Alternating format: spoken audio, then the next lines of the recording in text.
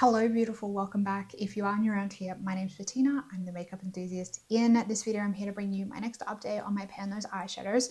So I have my 5 eyeshadow palettes here with my 5 shadows contained in them. I'm not doing great. So if you want to see how I'm going on these shadows, then stay tuned. But before we get into the video, if you do love watching project panning related content, especially eyeshadow panning, I do a few eyeshadow specific projects on my channel, and also I do a range of other beauty related content. If that sounds like something that you want to keep up to date on, make sure you subscribe down below. And without further ado, let's jump on into the update. So Pan Those eyeshadows, I'm currently working through a prompt spreadsheet that Makeup by Lainey created. I have been working with this spreadsheet for a couple of years now, and I am trying to get to the point where eventually I complete the entire spreadsheet. There is 100 prompts on that spreadsheet. I think I have around 70 or so prompts left from that spreadsheet, and I'm slowly working my way through those prompts. So I have my 5 eyeshadows here.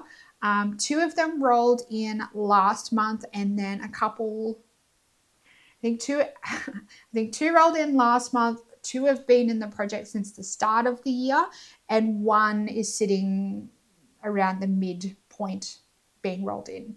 So I'm here to share my progress with you, and let's jump on into it.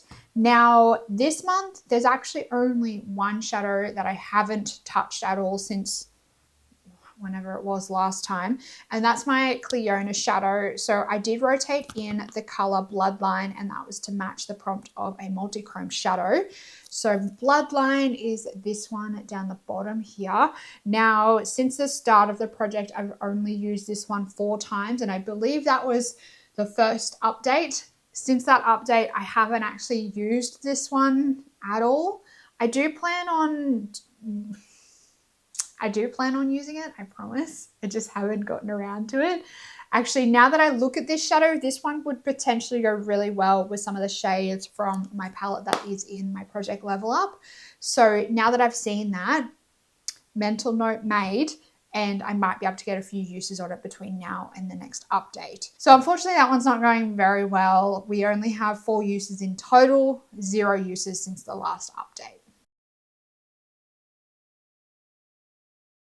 Moving on, we have my Sydney Grey shadow. So I rotated in one of the Sydney Grey shadows from this palette. This is like a matte green singles palette. I received the prompt of a shadow that starts with the letter K, and it was almost impossible to find a shadow in my collection that started with the letter K, but I found this green kind of khaki kind of matte color from Sydney Grey. It's called Kiwi Fruit. Starts with K, even though this shadow is probably not my first choice, but nonetheless, I have used this one once since the last update. You can't even tell by the pan. When I look at the pan, I'm like, yeah, that still looks brand new, but I have used it. This one's going to take me a very, very long time to get through.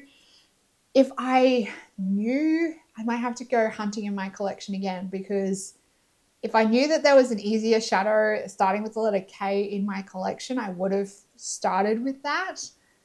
Maybe, I'm thinking maybe a veto, but it's just going to become a problem later down the track, because the prompt's always going to be on the spreadsheet. And if this is like the only shadow that I have in my collection starting with K, it's just going to become another problem for future Bettina. So I may as well just stick it out and get this prompt done now, rather than in the future.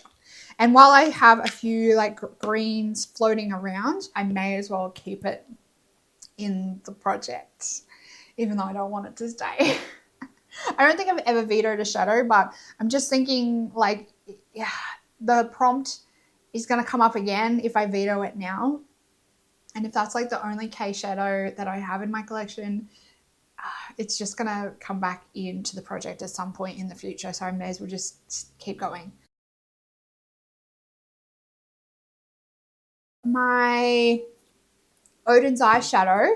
Now, I believe I brought this one in This one came in to match the prompt of reminds me of spring, and I decided to go for the color Elf's Wish from this palette, which is this like shimmery green up here. It's like a bright, fun like color. I just thought it reminded me of spring because it was bright, fun, it was green, everything's like fresh and blooming in spring, whatnot. I have actually used this one a decent amount this month, I think. So last update, it was sitting at 0 uses. Since then, I've used it 6 times.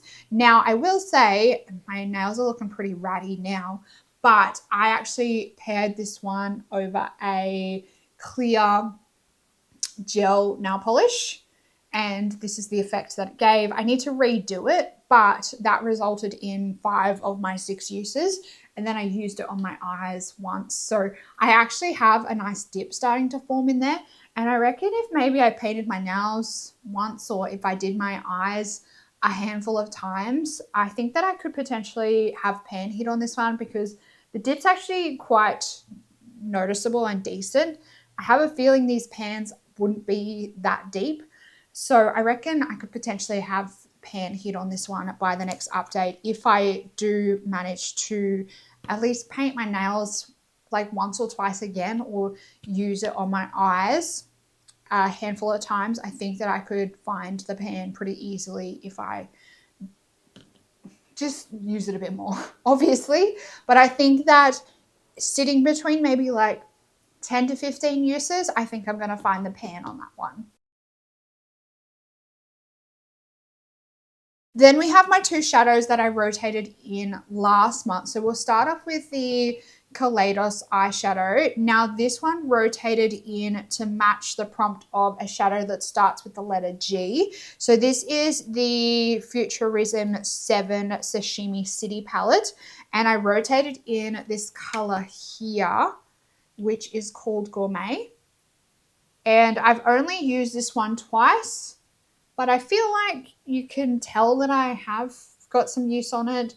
It's really not as many uses as I thought I would have had. I thought that I would find this one a lot easier to work with, and it would incorporate more easily every day.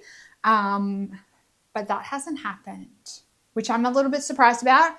In my opinion, this for me is just like, it is a neutral color, but it's like a hair too orange for my liking.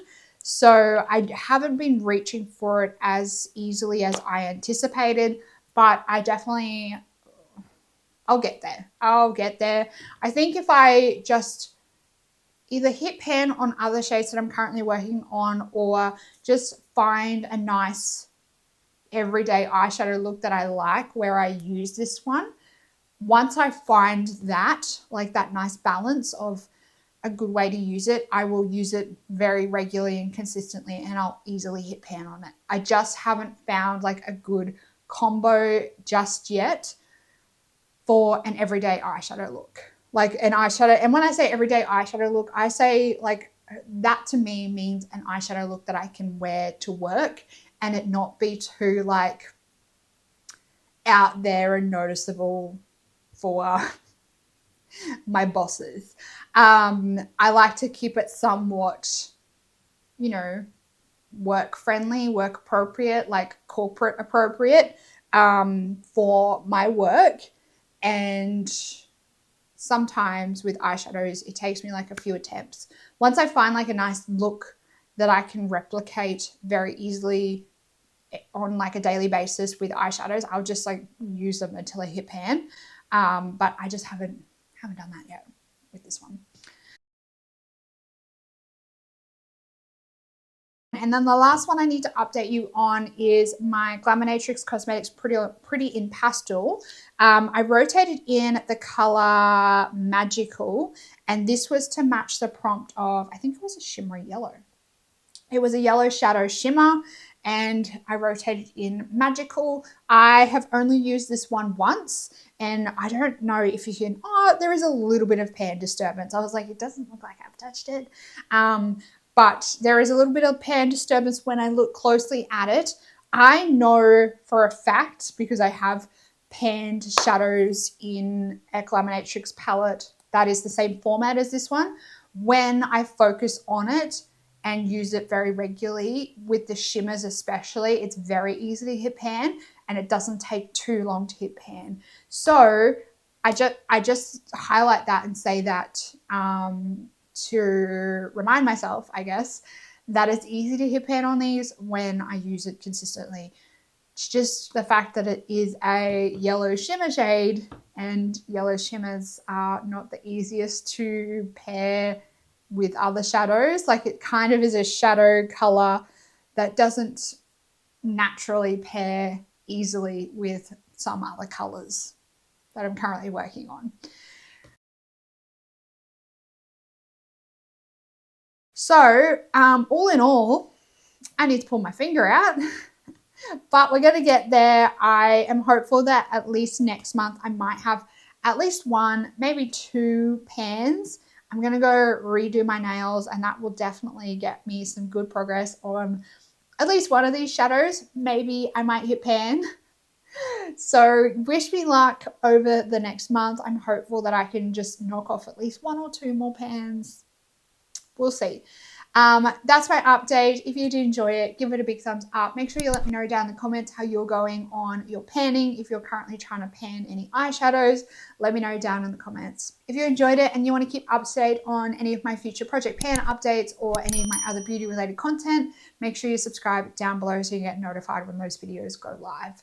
That's it for this video, beautiful. I hope you're having an absolutely fantastic day, and I will see you in the next one. Goodbye, beautiful.